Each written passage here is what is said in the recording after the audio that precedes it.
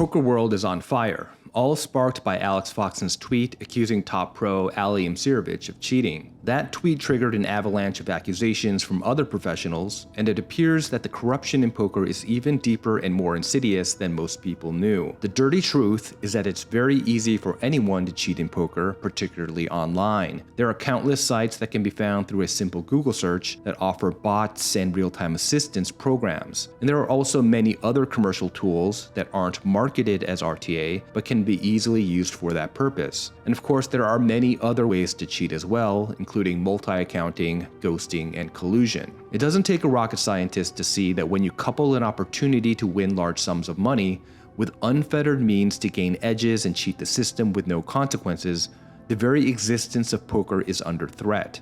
Some may not like the fact that I'm amplifying these sites or instances of cheating, and while I understand this sentiment, I have to respectfully disagree. Downplaying illicit activity within poker, in my opinion, is what breeds this behavior in the first place. Even though exposing the underbelly of poker to the world may have an adverse impact in the short term, in the long run, the only way to make poker mainstream is to turn on all the lights and sweep out the garbage. The single greatest impediment that exists to the growth of poker is the fact that it's banned in most jurisdictions. Although there are a myriad of factors that contribute to any regulatory issue, including special interests and bureaucracy, the most important one in the context of poker is public perception. Outside of our little bubble, the vast majority of laymen view poker in the same category as craps and slot machines, a seedy underworld of scammers, cheats, and degenerates. And public perception drives policy. We don't need to look very far to confirm this truth. When Zuffa purchased the UFC for $2 million in 2001, the sport was banned from pay-per-view and sanctioned in only one state. This was largely due to its public perception as a barbaric,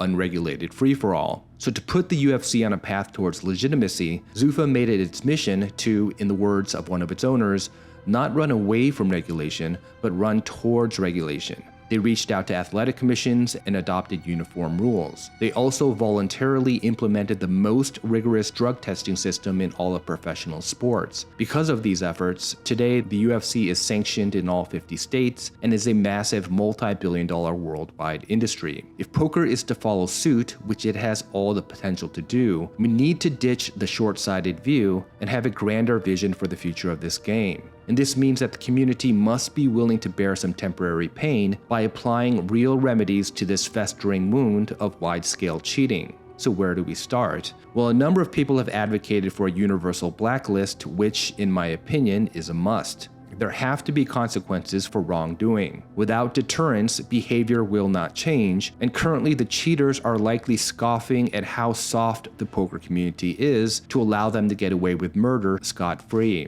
So the leaders of this community, many of whom are likely too comfortable with their position in the current status quo, must step up. If you're running an event with thousands or even millions of dollars at stake, you absolutely have a duty to take reasonable measures to ensure that there is a level playing field, which includes banning those that have stolen from the community. Of course, there will be obstacles to a blacklist. For example, most jurisdictions have stringent data privacy laws that prohibit sharing personal information with third parties. But in most cases, there are exceptions to these rules, including consent. So in the case of Ali, instead of shamelessly continuing to promote their golden boy in the face of the mountains of allegations against him, PokerGo should require, as a condition to his participation in future events, that he consent to the release of all of his records from online sites, and then they should act on that information. Now, there are valid concerns about potentially destroying a person's life by erroneously blacklisting an innocent person, but this risk can be mitigated through the advancement of preventative technology. Currently, most online operators use relatively non-invasive methods to catch cheaters, such as by using algorithms to compare their play to GTO or through user reporting systems. However, these types of measures have limitations and are not infallible, so they should only be used as a first line of defense. If a player is flagged either through an algorithm or by another player, sites should implement for that specific user more invasive protocols that can definitively prove if someone is cheating. This can include, among other things, face verification, controlling the user's screen, and webcam recording using eye detection software. And although no system will ever be 100% reliable, remember that playing poker is a privilege and not a right. We all understand that poker is a game of maximizing your edge, so we don't fault anyone for pushing their advantages. But clear violations of rules must be our red line. Poker, just like any other game, is simply a collection of arbitrary rules. These rules only have meaning in the context where all participants are playing within them. If one or more players is allowed to ignore or change the rules, the game itself unravels. So for those that do not adhere to or have any respect for the game itself, and instead are playing a different game of personal EV maximization regardless of the impact on others or on poker, we need to send a crystal clear message. There will be no seat at the table for you.